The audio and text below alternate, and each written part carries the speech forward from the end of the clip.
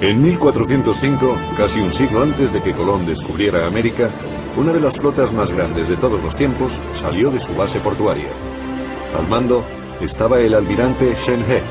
Su flota era más grande y poderosa que todas las flotas de Europa juntas.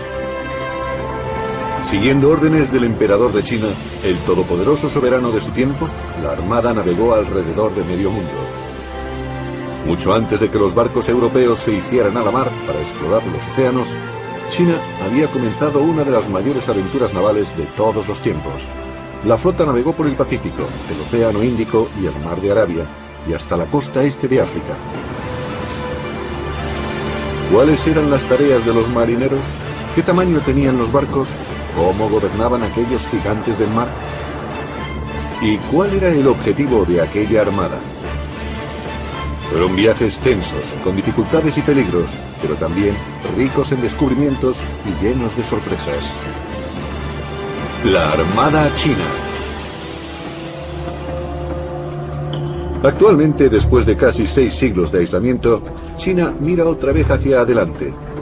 Además, los chinos analizan su pasado desde una nueva perspectiva. La gigantesca flota que desplegó velas en 1405 es una prueba de que China ya era una gran nación en esos tiempos. Los investigadores estudian los archivos. ¿Qué es lo que sabemos de la flota?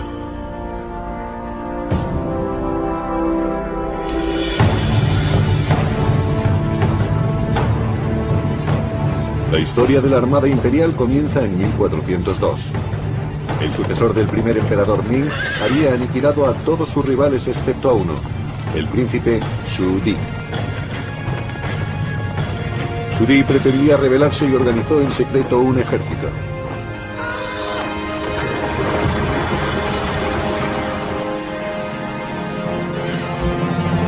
La guerra civil estalló. El 13 de julio de 1402, los rebeldes conquistaron el Palacio Imperial de Nankín, dejándolo en ruinas.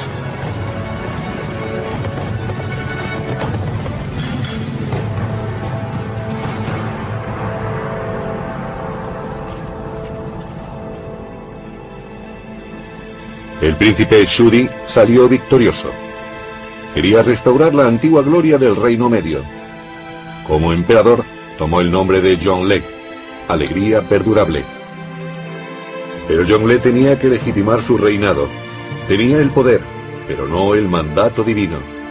Para ello concibió ambiciosos proyectos para reforzar su autoridad como emperador.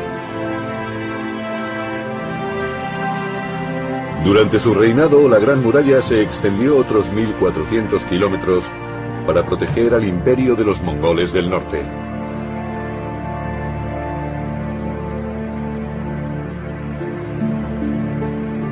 El emperador trasladó la capital a Beijing y construyó un gigantesco complejo palaciego, la Ciudad Prohibida. Ordenó por decreto que se recopilara todo el saber acumulado en el Imperio Chino. Miles de expertos trabajaron en una enciclopedia de 11.000 volúmenes, uno de los más grandes compendios del saber de todos los tiempos. Pero Zhongle también quería añadir nuevos conocimientos.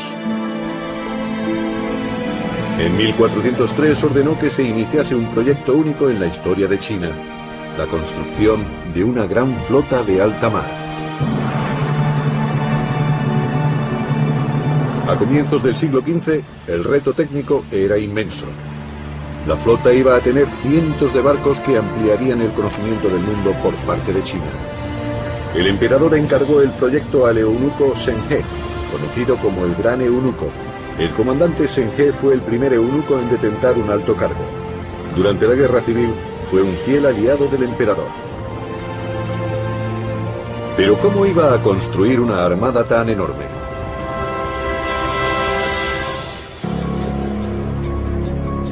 En 2003, exactamente 600 años después de que Zhongle diera la orden de construir la flota, los arqueólogos se encontraron con algunas pistas.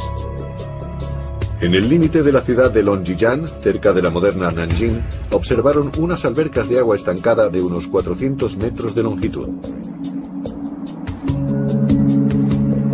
¿Para qué eran esos estanques? Para averiguarlo, excavaron en ese lugar. Trabajamos en este proyecto desde agosto de 2003 hasta julio de 2004. Duró más o menos un año. Primero bombeamos el agua y los sedimentos. Después limpiamos el lecho de la laguna. Cuando el lecho de la laguna estuvo limpio, encontramos 34 estructuras básicas de madera. Formaban cuadrados, rectángulos u óvalos, unos junto a otros. Todas parecían diferentes. 34 de ellas estaban dispuestas de este a oeste. Cuando las vimos por primera vez no sabíamos qué clase de restos eran. Ahora sabemos que eran plataformas para construir barcos. Los restos de un dique seco. En China había habido diques secos desde el año 1070. En Europa no aparecieron hasta 1495, e incluso entonces la idea tardó siglos en arraigar. Estos astilleros eran inmensos, demasiado grandes para construir barcos normales. Los arqueólogos están seguros de que los astilleros fueron construidos para realizar un gran proyecto como la construcción de una armada. Las herramientas encontradas durante la excavación dan una idea de los métodos utilizados en la época para construir barcos. Las herramientas de cada oficio concreto aparecieron juntas. Había 4 talleres diferentes. El trabajo era muy especializado y estaba bien organizado. Unas marcas especiales, grabadas en las herramientas, indicaban que estas eran propiedad imperial. Hace 600 años, estos astilleros eran la obra de mayor envergadura en China después de la Gran Muralla.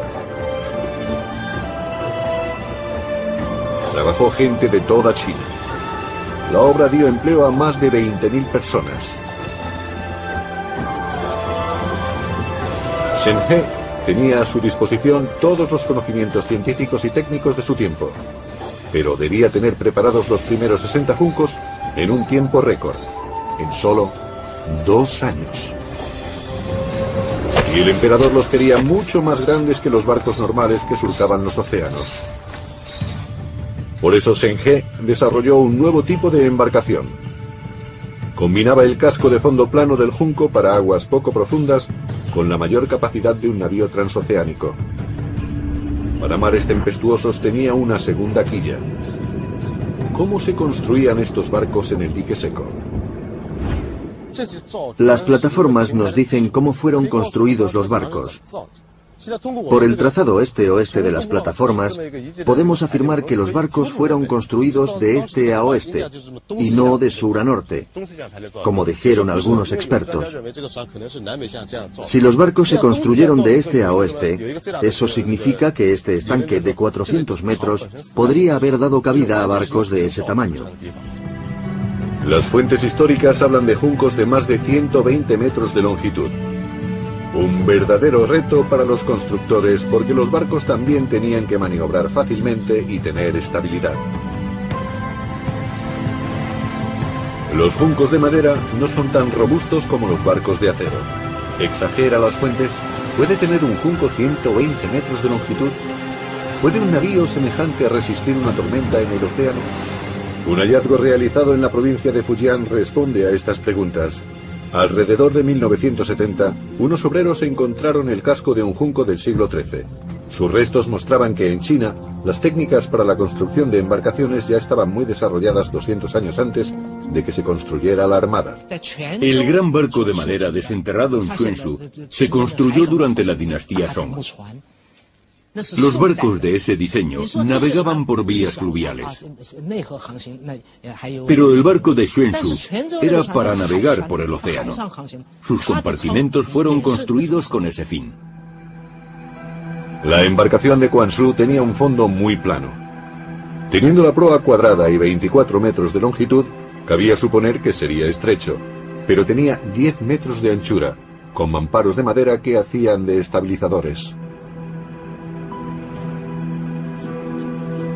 Los mamparos también proporcionaban al barco compartimentos estancos, una característica muy avanzada que mejora la estabilidad, especialmente en los barcos de fondo plano, y minimiza el riesgo de la entrada de agua si se perfora el casco.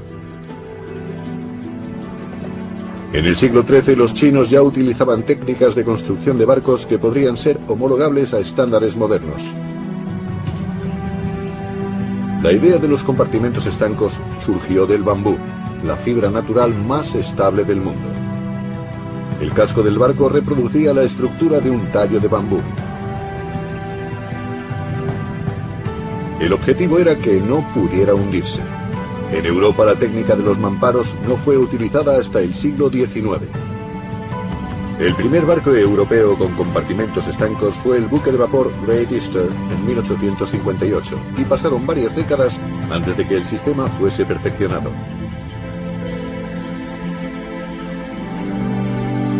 Los navíos chinos fueron 500 años por delante de nosotros, dijo un experto francés a principios del siglo XX. Hoy sería impensable construir un barco sin compartimentos estancos. En China, en los días de la Armada Imperial, era una práctica habitual.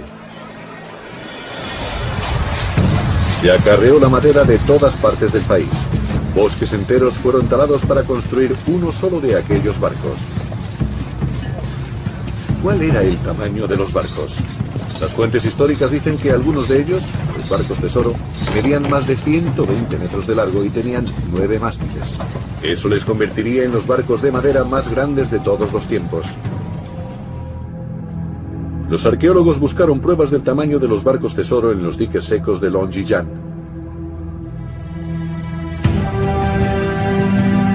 El equipo de expertos encontró 2 anclas, cada una de ellas medía más de 240 centímetros de largo. Estas anclas son una prueba sólida del gigantesco tamaño de los barcos del Imperio. Los arqueólogos continuaron buscando pruebas. Finalmente encontraron 2 enormes timones en el fango. ¿Pueden estos descubrimientos responder por fin a la pregunta del tamaño de los barcos? Lo que encontraron fueron unos timones enormes. Se encontraban al este del estanque. Cuando retiramos los sedimentos, los timones quedaron al descubierto. Uno de los timones medía 10 metros de largo, el otro 11. Algunos expertos los analizaron después. Dijeron creer que no eran para barcos normales, sino para grandes transatlánticos. Con ayuda de este timón, los científicos pudieron finalmente comprobar las medidas citadas por las antiguas fuentes. El resultado fue 444 chi, equivalentes a unos 135 metros. El número 444 era de buen augurio, pues los chinos consideran el 4 como un número divino. Simboliza la Tierra. El tamaño del timón es la prueba de lo grandes que eran los barcos. Además, los barcos tesoro tenían 5 cubiertas. Para que unos barcos de tal altura pudieran flotar con cierta estabilidad, tenían que ser especialmente largos y anchos. Para que un buque de este tamaño pudiera navegar, necesitaba 9 mástiles escalonados para aprovechar el viento lo más posible. El tamaño del timón proyecta algunas dudas sobre la precisión de los cronistas que hablaban de 444 chi. Probablemente fuesen ilusiones suyas. Los historiadores estiman que los barcos medían 126 metros de largo y 51 metros de ancho, medidas superiores a las de un campo de fútbol.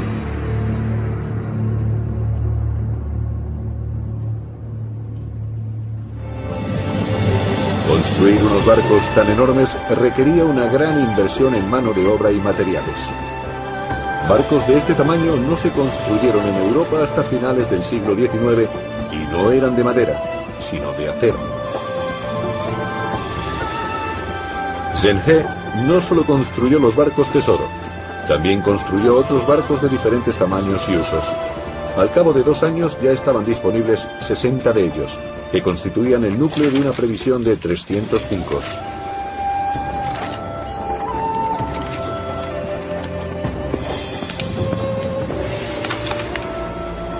Una vez terminados, los barcos tenían que ser botados.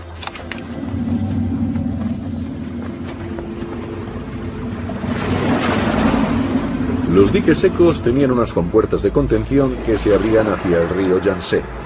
Cuando los barcos estaban listos, los diques secos se inundaban. Como los juncos tenían el casco plano, incluso los barcos tesoro más grandes podían navegar por el río sin encallar. De allí navegaban hacia el mar abierto.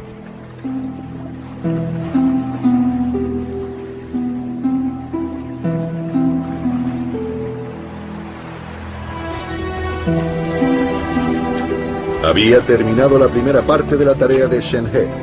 Ahora podía empezar su verdadera misión, en la que el confidente del emperador había sido nombrado como comandante de la flota.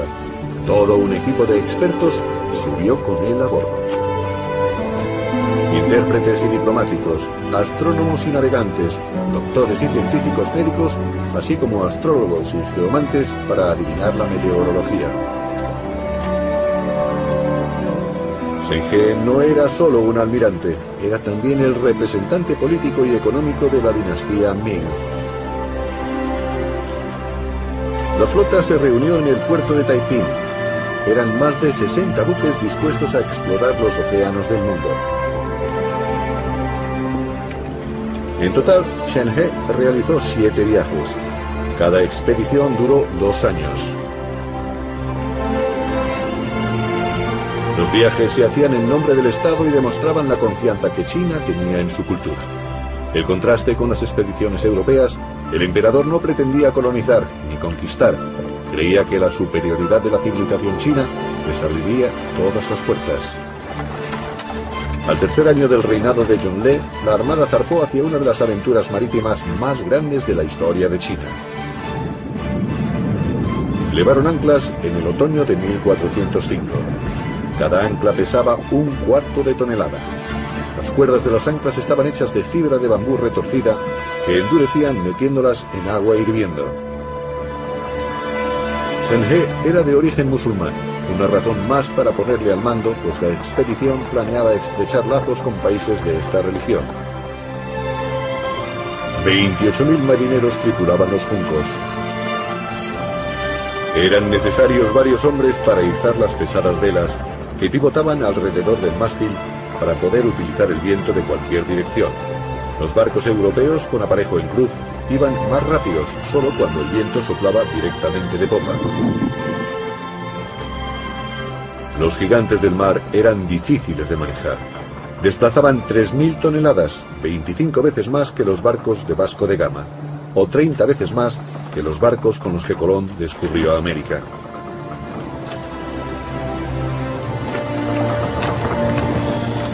En algunos de sus viajes, Shen He tuvo bajo su mando hasta 300 barcos. Colón, que navegó casi un siglo más tarde, solo tuvo 3.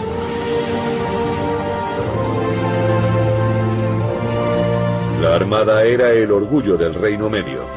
En términos de tamaño y magnificencia, aún sigue siendo incomparable. En los albores del siglo XV, eclipsó a los barcos europeos de entonces e incluso los que se construyeron siglos más tarde.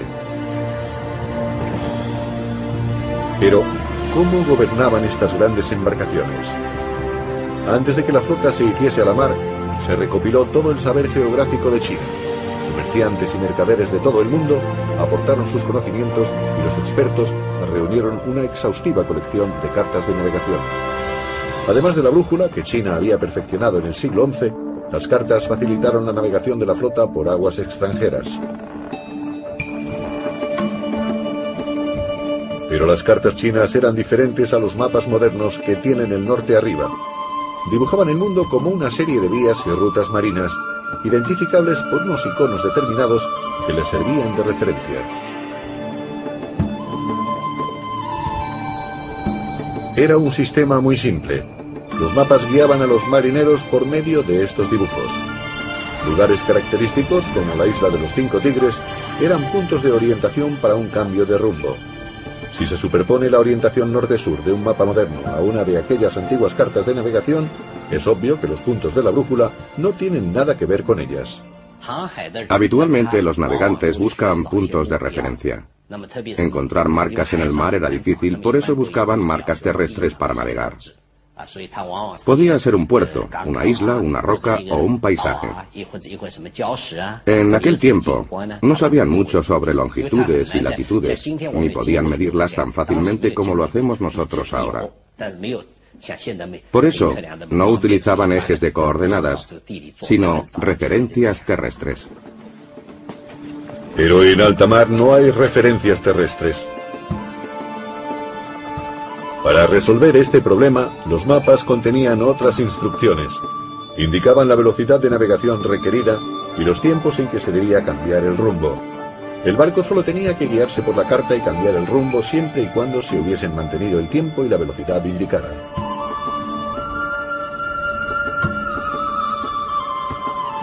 Cada hora se comprobaba la velocidad del barco utilizando un sistema conocido en Europa como echar la corredera.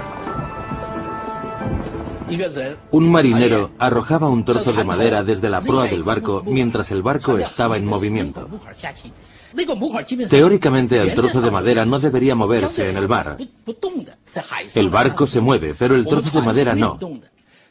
Entonces el marinero caminaba hasta la popa. Si al llegar a popa el marinero no veía el trozo de madera, era Gen no pasado. Si el trozo de madera había pasado la popa, era Gen pasado. La velocidad media de la flota era de 4,8 nudos, un poco menos de 9 kilómetros por hora.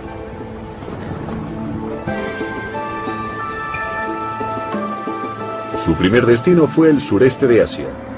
Los chinos querían asegurar el estrecho de Malaca. Era la puerta de entrada al Océano Índico, la puerta hacia el oeste. Entonces, como ahora, los piratas merodeaban por aquel estratégico lugar, saqueaban los barcos mercantes y controlaban el paso del Océano Índico. Su buen conocimiento de la zona dificultaba que los chinos pudiesen capturarlos. ¿Estaba la artillería de la flota especialmente preparada para enfrentarse a los piratas? Para el combate en el mar, los chinos utilizaban armas de fuego y cohetes explosivos que tenían un alcance mayor que las municiones pesadas. Su objetivo era incendiar las velas enemigas. Los buques de guerra contaban con barcos patrulleros más pequeños y juncos de 5 mástiles. Estos se utilizaban también en la lucha contra los piratas. Viendo la superioridad de la artillería china, el jefe pirata Chen Shuji comunicó su rendición. Estaba tendiendo una trampa, pero Shen He, prevenido, dio la vuelta a la situación y preparó su propio ataque. Se dice que en la batalla resultante murieron 5.000 piratas, ardieron 10 de sus barcos y fueron capturados otros 7. Pero el jefe pirata no fue capturado hasta varias semanas después. Hay un documento que da fe de su destino. En el 4º año del emperador, Chen Zuyi fue llevado a Nankín. Allí se dio la orden de que fuera decapitado públicamente. Quien controlaba aquel estrecho pasaje marítimo, controlaba el paso al Océano Índico. Una vez vencidos los piratas, Shen He pudo establecer una base en el estrecho de Malaca. Consolidó su posición en aquel punto estratégico y se garantizó los suministros en futuros viajes. Pronto estableció lazos de amistad con el rey de Malaca. Aún existen pruebas que demuestran la presencia de Shen He allí. Se dice que su campamento estuvo en un lugar llamado Sanbao. Este es el llamado Monte Sanbao. Es la mayor montaña cementerio fuera de China. Hay 12.500 tumbas en las laderas de esta montaña. Se dice que durante la dinastía Ming, cuando Zheng viajó al mundo occidental, él y su tripulación acamparon en esta montaña. En los siglos siguientes, la influencia china fue creciendo en la parte sur del archipiélago malayo.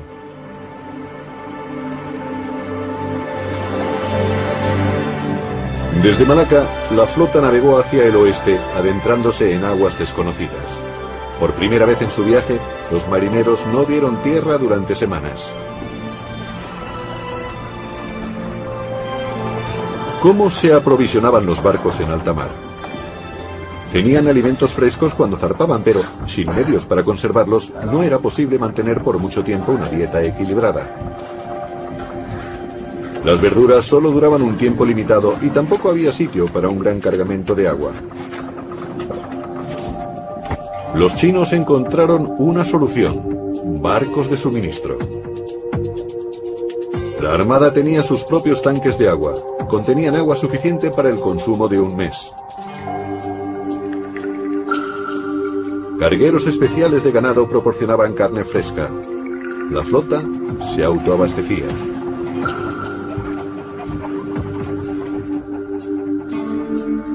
La innovación más notable fueron los barcos granja. Utilizaban plataformas elevadas para cultivar soja, que da una gran producción en un espacio reducido. ¿Qué tiene de especial la soja? Científicos de la Universidad China de Agricultura investigan las propiedades de la soja.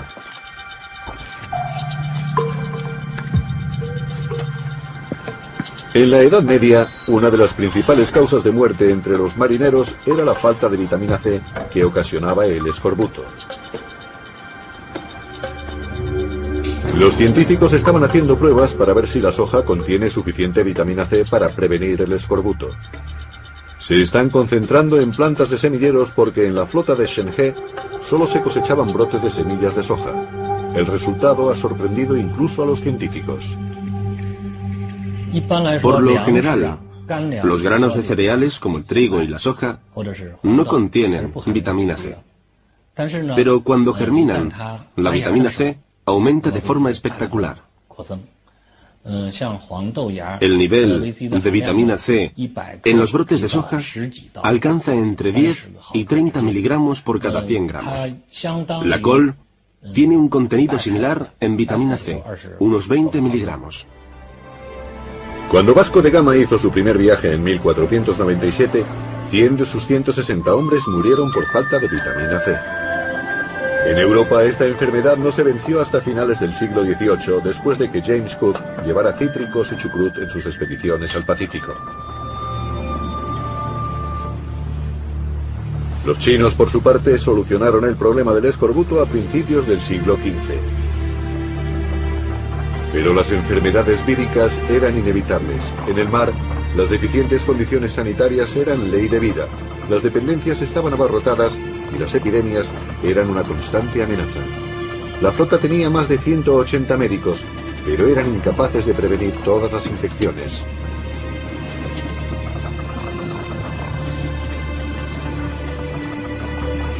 Shenhe tuvo que dar una orden.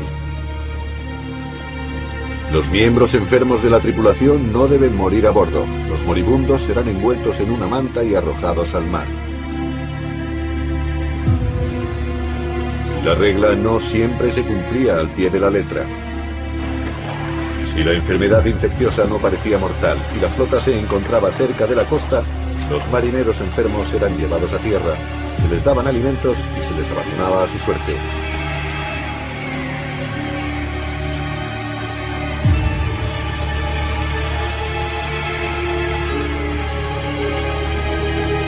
Cuenta la leyenda que uno de ellos consiguió volver a China sano y salvo 2 años después de haber sido abandonado en tierra.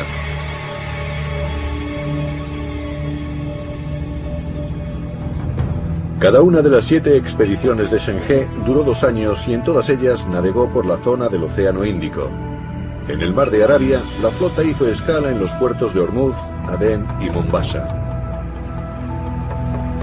Aquellas expediciones marcaron la entrada de China en el escenario mundial como potencia marítima. ¿Cuál era exactamente la misión de la flota? Una de sus tareas más importantes era establecer contactos y crear vínculos políticos. Para ello, los barcos tesoro eran la avanzadilla diplomática del Trono del Dragón. La lujosa suite del almirante servía para celebrar recepciones en honor de gobernantes extranjeros y de sus enviados. En esas ocasiones se combinaba las relaciones diplomáticas con el intercambio comercial.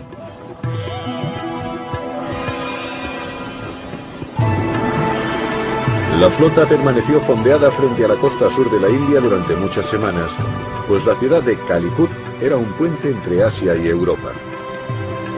Era el centro comercial más importante de la región y lugar de encuentro para los mercaderes de todo el mundo. Era en Calicut donde los chinos vendían las mercancías que habían llevado consigo, lujosos productos para el mercado mundial.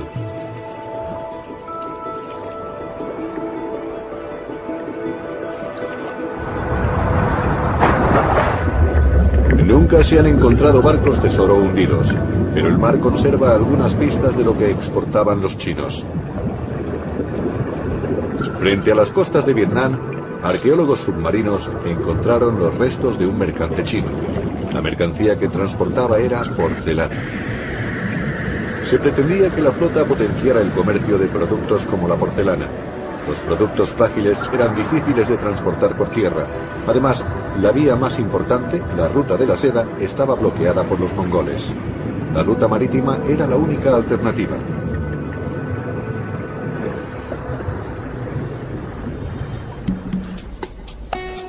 Porcelana, el oro blanco chino.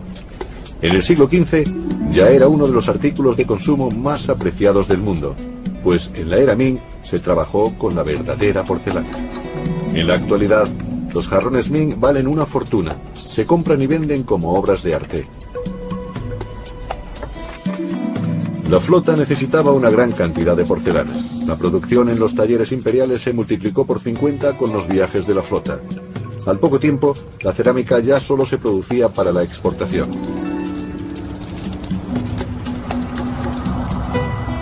Para Shen He, la porcelana era la llave del mercado global. En aquellos días se comerciaba mediante el intercambio o se compraban mercancías con monedas antiguas de cobre, pero el intercambio era más popular. Los mercaderes se acercaban a inspeccionar las mercancías. Según cuentan algunas leyendas, el comprador metía su mano en la manga del vendedor y regateaba con sus dedos dentro de la manga. Llegaban a un acuerdo, se daban la mano y el trato estaba hecho. Los chinos no estaban interesados en los humildes productos europeos como la lana o el vino. Preferían cambiar su oro blanco por especias. En el siglo XV, la pimienta era la más buscada de todas ellas. La costa de las especias de la India atrajo a generaciones de mercaderes chinos. La influencia china aún está presente en los métodos de algunos pescadores de la India. Utilizan redes como cucharones gigantes con un sistema de pesas y contrapesas que las hacen más eficaces. Estas redes fueron inventadas por los chinos. En la actualidad este sistema es muy común en las costas del sur de la India, al igual que en las costas de China. Una transferencia de conocimientos que data del siglo XV. Pero el comercio y los conocimientos no fueron las únicas razones para enviar a la Armada Imperial. Una parte fundamental de la misión de la flota era recaudar tributos de los gobernantes extranjeros. El pago suponía reconocer la hegemonía del emperador de China, pues todos los países debían reconocer el predominio de la dinastía Ming. No todos lo aceptaban de buen grado. El rey de Ceilán se resistió a pagar el tributo a los chinos.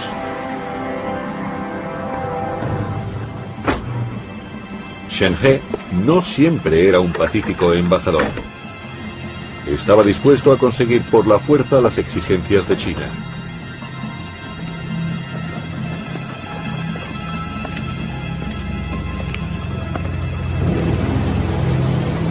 En Ceilán hizo un alarde de fuerza. Desembarcó tropas y declaró la guerra. Fue la única batalla terrestre importante que el ejército imperial libró fuera de China. Sin embargo, China se convirtió en una potencia que había que tener en cuenta. Su flota era una amenaza para cualquier país que se negara a reconocer su dominio. Por lo general, la mera aparición de la flota era suficiente para garantizar que las demandas chinas fuesen satisfechas. En Ceilán, el osado rey fue sustituido por un rival cooperante que pagaba los tributos.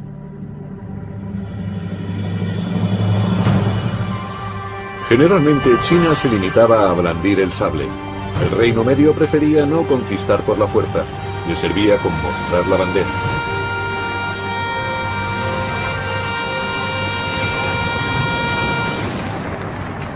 ¿Cómo mantenía juntos Shen He todos los escuadrones de su flota?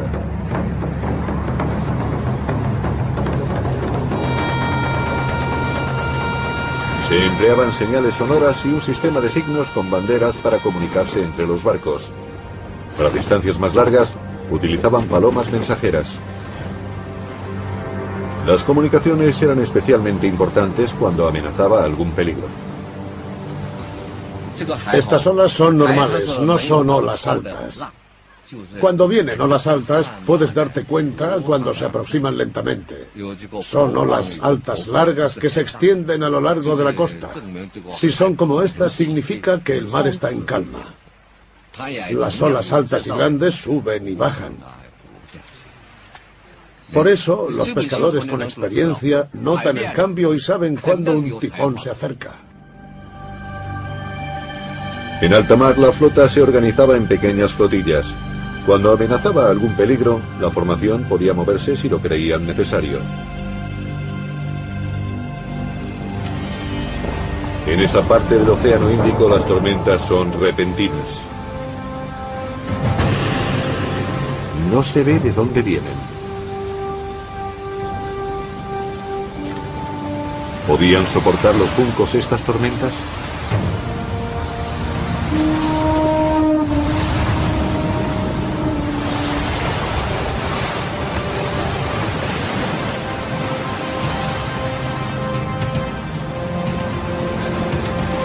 La tripulación tenía que reaccionar con rapidez.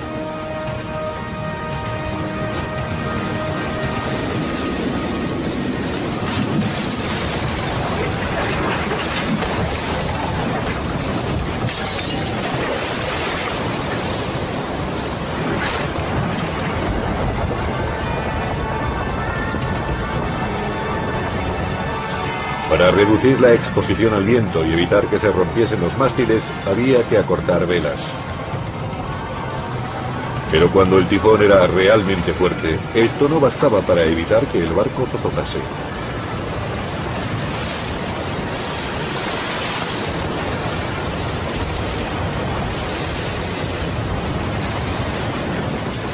Para estabilizar el barco había que bajar parcialmente las anclas.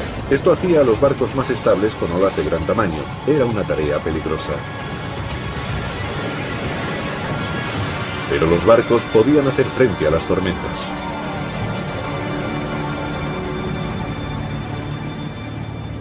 La flota llegó al puerto de Ormuz, en el Golfo Pérsico. Y no solo a Ormuz, visitó 3 veces Adén, en Yemen. Allí los chinos estaban menos interesados en recaudar tributos, preferían ampliar sus conocimientos sobre los viajes por el Océano Índico. También allí comerciaron. Un documento árabe da fe de la visita de la flota. Según este informe, Shen He y 3 acompañantes fueron recibidos por el rey del Yemen. ¿Por qué estaban los chinos interesados en Arabia? En Dhofar, Omán en la actualidad, había incienso. Se sangraba de los árboles boswellia, haciendo cortes en la corteza y dejando que la resina que rezumaba se endureciese. El incienso al quemarse produce un aroma dulce. En la China del siglo XV había un gran mercado para el incienso, que se utilizaba en ceremonias religiosas y en medicina. El incienso es todavía hoy un componente básico en la medicina china tradicional por sus propiedades antiinflamatorias. Los textos médicos fueron revisados y los tratamientos árabes fueron incorporados a la medicina china.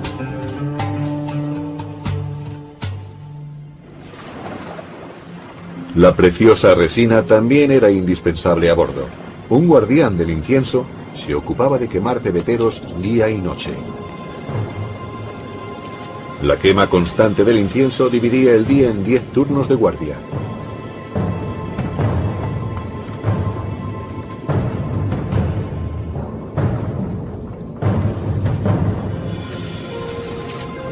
De noche la flota navegaba guiándose por las estrellas.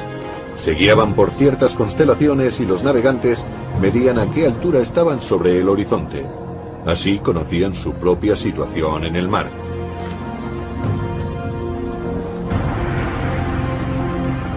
Los navegantes comparaban los resultados con las cartas del cielo nocturno. Cartas estelares como estas mostraban la ruta de Ceilán a Sumatra.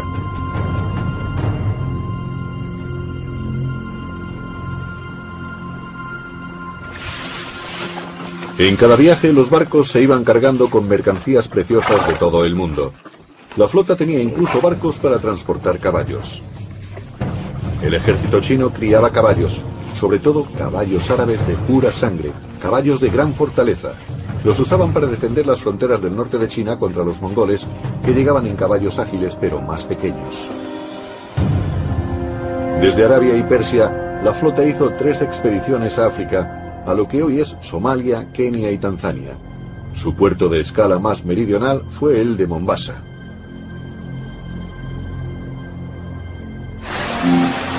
Para los chinos era un mundo nuevo y desconocido. No obstante, allí encontraban valiosas mercancías que hacían rentable el largo viaje. Marfil para los palanquines de los ricos, cuernos de rinoceronte como afrodisíaco y animales exóticos que servían de entretenimiento, en especial la jirafa. En el folclore chino se hablaba de una criatura mítica llamada Qilin. En China era considerada como un talismán. Creyeron haberla encontrado en la jirafa.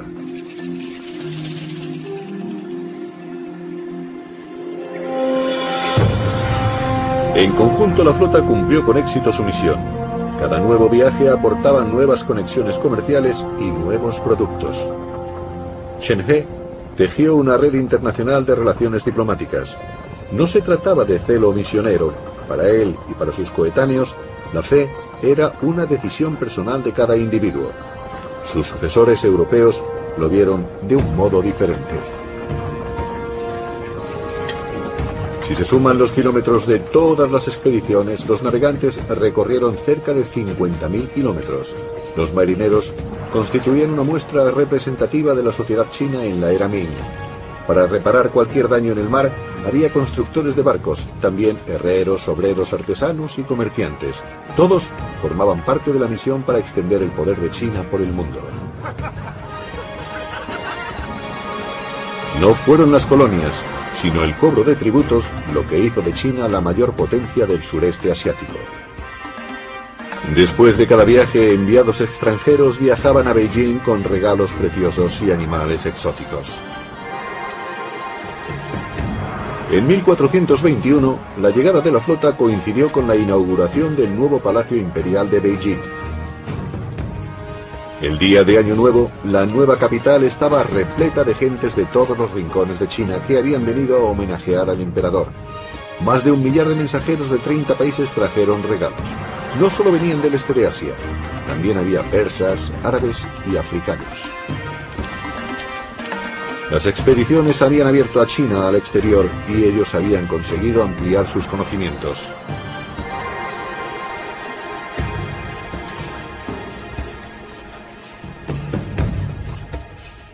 Uno de los presentes fue una jirafa. Los chinos la vieron como un buen presagio, pues el fabuloso animal solo aparecía, según sus creencias, cuando el mundo estaba en armonía y el soberano gobernaba con prudencia. Pero no todos pensaban que Zhongle era prudente. La corte imperial estaba dividida en 2 bandos. Hacia el final de su reinado, las críticas a sus proyectos aumentaban a su alrededor. En 1424, 3 años después de la inauguración de su palacio, los cronistas recogieron la muerte del emperador a los 65 años de edad. Durante 100 días estuvo de cuerpo presente en la ciudad prohibida. China lloró su pérdida. La muerte del emperador fue un duro golpe para Shen He. Había perdido a su gran patrón.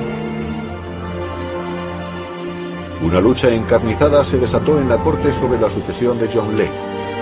Durante su reinado habían ido en aumento las críticas por los costes de la flota.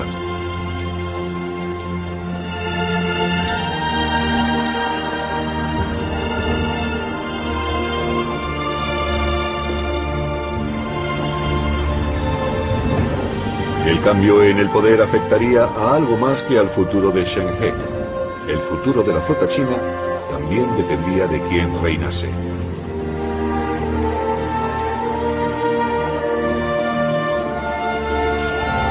Hubo un nuevo emperador en la ciudad prohibida. Los conservadores resultaron vencedores. Zhu Gaozu subió al trono del dragón. Debido a las críticas de sus cortesanos, rompió con las políticas de su predecesor.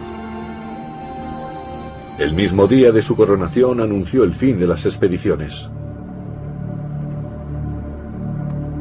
Los cronistas de la dinastía Ming anotaron: el nuevo emperador ha relevado a Shen He de sus funciones como comandante supremo de la armada.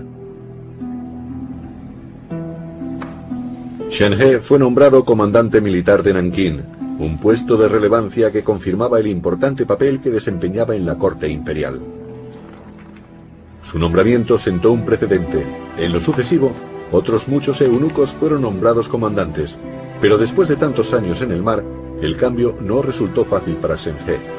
Aún esperaba comandar una nueva expedición.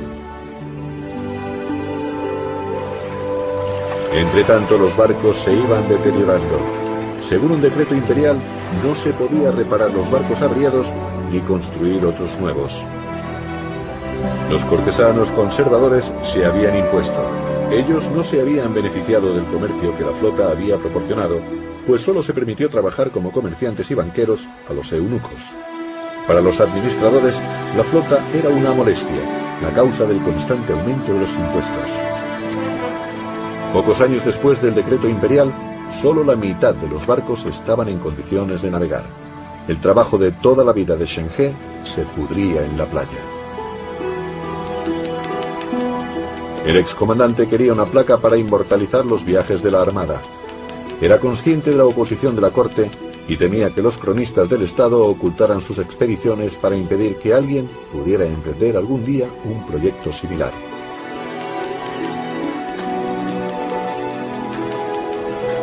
Oficialmente la placa era para dar las gracias a Tianfei, la diosa del mar que había protegido a Shen He y a sus marineros. Pero para Shen He era también una oportunidad de dejar constancia de sus expediciones para la posteridad.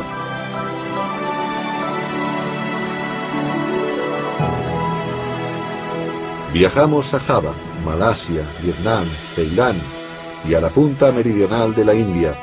De allí navegamos a Hormuz y Adén hasta Mogadiscio. Viajamos a otros 30 reinos, grandes y pequeños.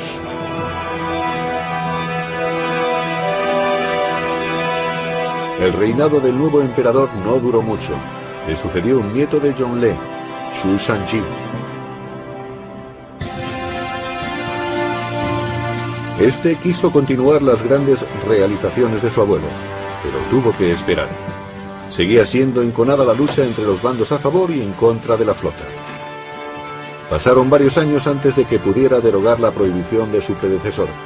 Preocupado por la pérdida de influencia de China, quería extender la fama de la dinastía Ming. Zhu Shangji quería restaurar las relaciones con los países del sureste asiático y dio la orden de preparar la séptima expedición. Con 300 navíos y un total de 30.000 hombres, era la mayor expedición organizada hasta entonces. Una vez más, los barcos tesoro iban a traer los productos más valiosos del mundo e iban a demostrar la grandeza de China. El decreto imperial de 1430 no dejaba lugar a dudas acerca de sus objetivos.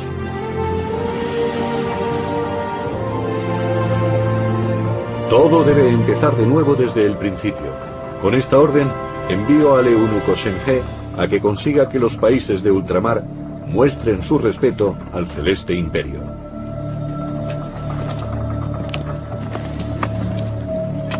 Shen He debía recuperar las antiguas relaciones diplomáticas y comerciales. Solo él tenía los años y la experiencia necesarios para conseguirlo. Pero tenía ya 62 años. Según las crónicas de la dinastía Ming, Shen He murió frente a las costas de la India en 1433. Con él murió la era grandiosa de la navegación china. Las relaciones con los países lejanos quedaron rotas. En el imperio chino empezó a imponerse su propio aislamiento. Es una ironía de la historia que China se retirase de los mares en el preciso momento en que los europeos empezaban a explorarlas. El Reino Medio despreció el liderazgo que había conquistado. Solo podemos especular con las consecuencias. ¿Quién sabe si los europeos habrían llegado a conquistar el mundo política, militar o culturalmente si China hubiese extendido su presencia en el mar? Tal vez fuera mejor que Shen He no viviese para ver el fin de su flota. Unos pocos años después de su muerte, no quedaba nada de la armada china. Los viajes oceánicos fueron prohibidos. Si los emperadores de China no hubiesen dejado que su flota se pudriera y hubiesen seguido preparando a las generaciones siguientes en la tradición del gran eunuco Shen He, la historia podría haber tomado un rumbo diferente. Si los portugueses se hubiesen encontrado con la poderosa armada del Imperio chino, ¿habrían podido establecerse y colonizar esas costas? Lo que queda es la memoria de los hechos de Shen He y sus navegantes. Fue una época en la que China fue un imperio que demostró su supremacía en el mundo. Pero a diferencia de los europeos, el Imperio chino nunca tuvo la idea de que había un nuevo mundo que ellos podían colonizar. China solo gobernó esas tierras extranjeras mientras sus magníficos juncos surcaron los mares.